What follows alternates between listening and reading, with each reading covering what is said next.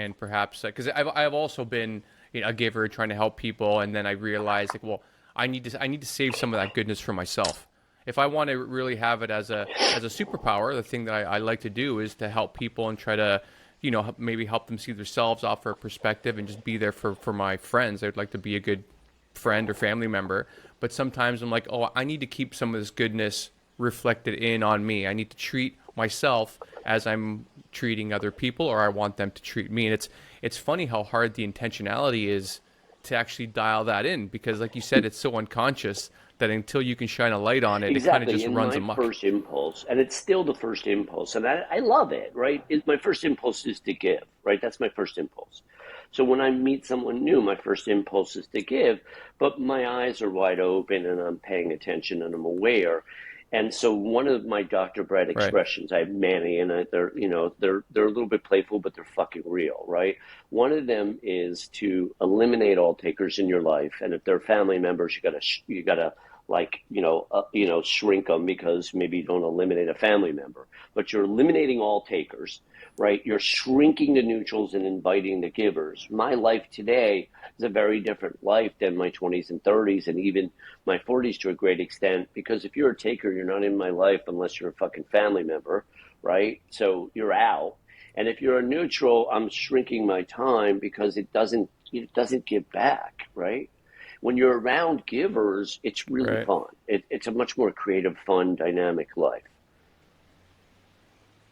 Yeah, it's like I don't know if you've done any improv. I've Only done a fair bit once. in my life, and there, man, yeah, I love it. And the idea behind it is like the yes and, right? That people are like like they're taking your energy and they're adding to it, opposed to the no buts that they're like, okay, like I guess there's the kind of vibe stops. There's no, like you said, creative exchange of emotion and information. And a friend of mine, I'm wondering if you'd like this analogy.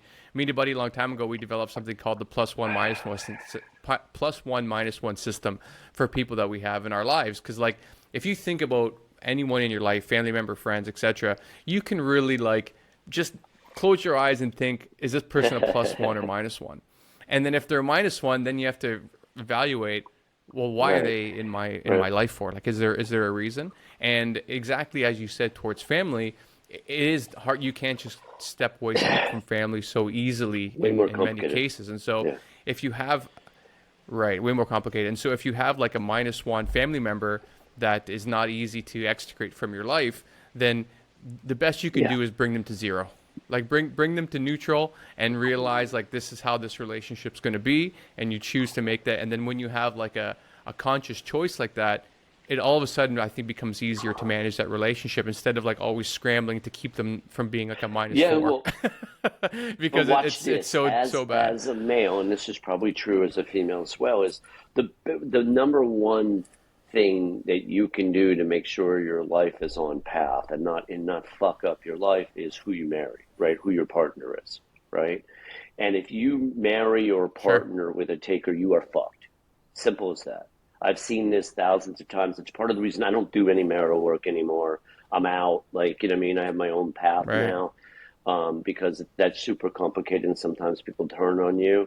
But if you're marrying a taker or partnering up with a taker, you're screwed. And so mastering this lesson, and I'm talking about business partner too, because I've done a lot of partnerships in business, right? Law firms or all kinds of Yeah. firms, accounting firms and so on, right? If your business partner is a taker, you're screwed. You are screwed. So that being aware of givers, takers, and neutrals is fundamentally important to your life's journey in almost every way.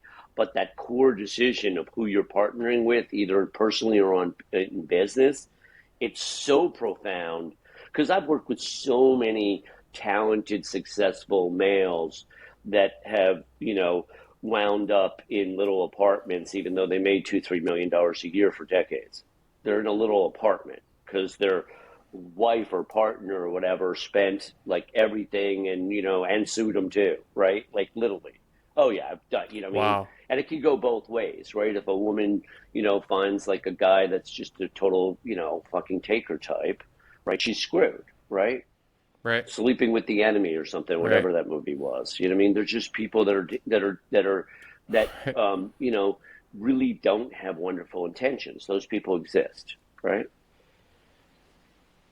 Yeah, no, I have experience with that as well, and so it really resonates with me that because if you continue to give and the other person is either indifferent or just isn't unable to give and they're always taking, that's a pretty lonely place to be.